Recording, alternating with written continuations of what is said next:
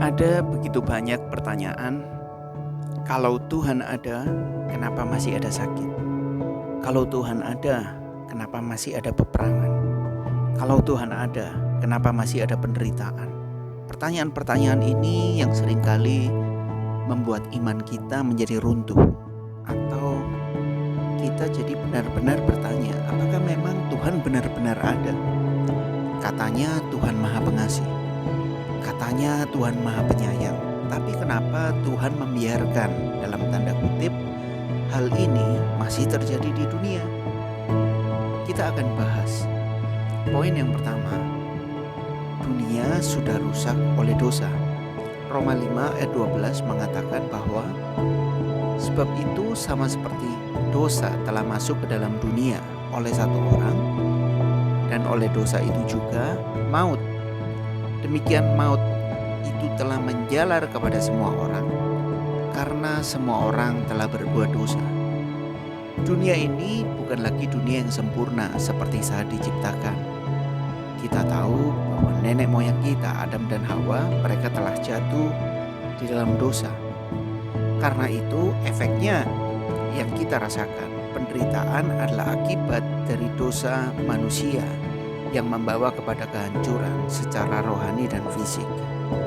Jadi waktu yang sekarang kita jalani, ada peperangan, ada sakit, dan ini sudah dijelaskan dalam Kejadian pasal pertama, bahwa yang kita alami saat ini adalah efek dari dosa. Tapi luar biasanya, karena satu manusia, Adam, telah jatuh dalam dosa, tapi karena satu manusia juga, yaitu Tuhan Yesus Kristus, Tuhan yang berinkarnasi menjadi manusia, maka kita semua diselamatkan. Poin yang kedua, kenapa kita bertanya masih ada peperangan kalau Tuhan itu ada? Kenapa masih ada sakit penyakit kalau Tuhan itu ada? Tuhan memberi kita kebebasan, tetapi juga ada konsekuensi yang nyata. Jadi kasih selalu berjalan beriringan dengan keadilan Tuhan. Ulangan 30 ayat 19 mengatakan, aku memanggil langit dan bumi menjadi saksi terhadap kamu pada hari ini. Kepadamu kuperhadapkan kehidupan dan kematian, berkat dan kutuk.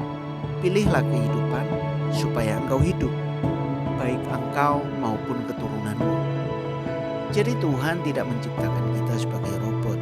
Tuhan menciptakan kita sebagai makhluk yang memiliki akal budi, memiliki free will atau pilihan kehendak bebas, yang membuat kita manusia bisa melakukan kejahatan juga, yang seringkali menyebabkan penderitaan bagi sesama. Jadi ingat, saat Tuhan menciptakan kita, Dia menciptakan kita dengan kehendak bebas. Karena manusia jatuh dalam dosa, seringkali kita mengambil keputusan-keputusan yang jahat dalam hidup kita. Kita mengambil keputusan yang merugikan sesama. Kita mengambil keputusan yang egois, yang menurut kita baik tapi belum tentu baik bagi orang lain. Jadi kenapa dosa peperangan masih ada? Bukan karena ketidakadaan Tuhan, tapi karena pilihan manusia sendiri yang memilih kejahatan. Yang ketiga, Tuhan tidak jauh dari penderitaan kita. Mazmur 34 ayat 18 berkata bahwa Tuhan itu dekat kepada orang-orang yang patah hati, dan Ia menyelamatkan orang-orang yang remuk jiwanya. Tuhan tidak acuh, bahkan dalam penderitaan Dia hadir. Tuhan Yesus sendiri mengalami penderitaan yang luar biasa. Artinya Tuhan mengerti rasa sakit kita manusia secara pribadi. Jadi kalau kita berkata bahwa Tuhan tidak ada dalam penderitaan kita, Tuhan tidak ada dalam rasa sakit penyakit kita, Tuhan selalu ada. Tuhan selalu menyertai kita.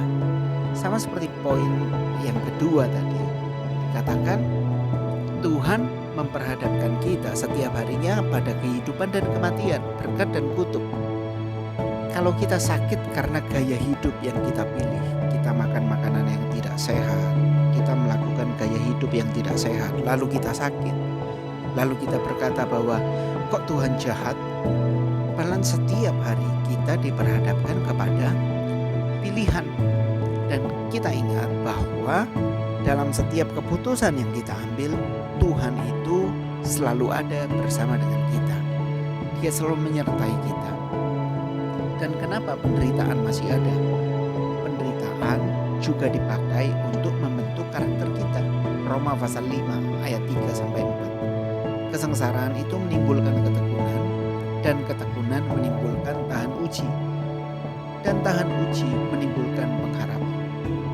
Jadi penderitaan atau kesengsaraan yang kita alami itu bisa menjadi alatnya Tuhan untuk memperkuat iman kita, untuk membuat kita semakin dekat dengan Tuhan, membentuk karakter kita. Dan kalau kita menyadari bahwa penderitaan yang kita alami di dunia ini tidak sebanding dengan kemuliaan nanti yang akan kita terima dalam kehidupan yang kekal.